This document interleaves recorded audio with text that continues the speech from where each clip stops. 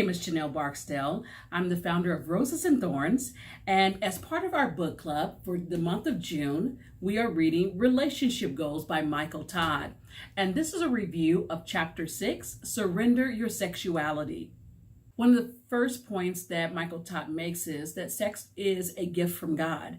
And so he cites back in Genesis how God instructed Adam and Eve to join together.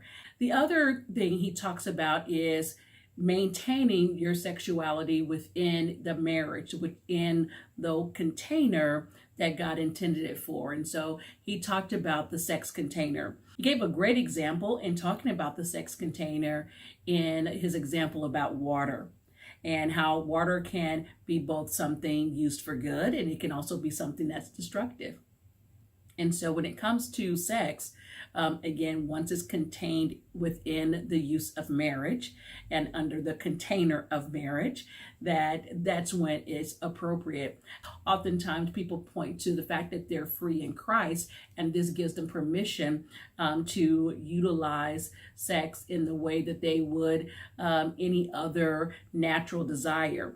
And so he points out very vividly how that's not accurate, that while we are free in Christ, there are certain areas that we are required to surrender to God. And this is one of those areas. You'll find that in Corinthians, the 6th chapter and the 12th verse. And for some of you, you may be saying, well, I'm married, and so I'm free to have sex. I don't want us to miss the fact that this is a conversation about purity as well. And so you can be married and be free for sexuality, but still have some perversion within your marriage. And so he gave an example about how a couple had invited pornography into their marriage, and what it cost, that they were just using one another's bodies to act out these fantasies that have been etched in their mind because of all the exposure that they had through pornography. And so if you are experiencing any type of perversion in your single life, or you're not living a pure life, then that doesn't change when you enter into marriage. And so sexual sins are not corrected when you get married. And so it's so important that we surrender this area of our lives over to God so that we can live a pure life as singles. And for those who are married, you can also, as he gave the example of the couple in the chapter, you can change that. If you're on a pathway that is perverse, you can change that pathway and rededicate your married bed to Christ.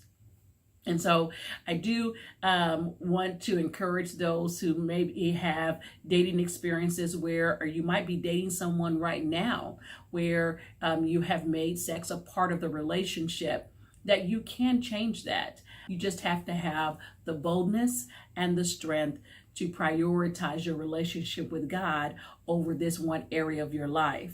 You know, it's so interesting how we can segment areas off in our life and say, God, I surrender my money. God, I surrender all my finances to you. God, I surrender, all of my time, and I'll donate time to the church, and, all these other areas. But then we carve out a piece of our lives and say, well, I still want to have control in this area. And that's not how it works.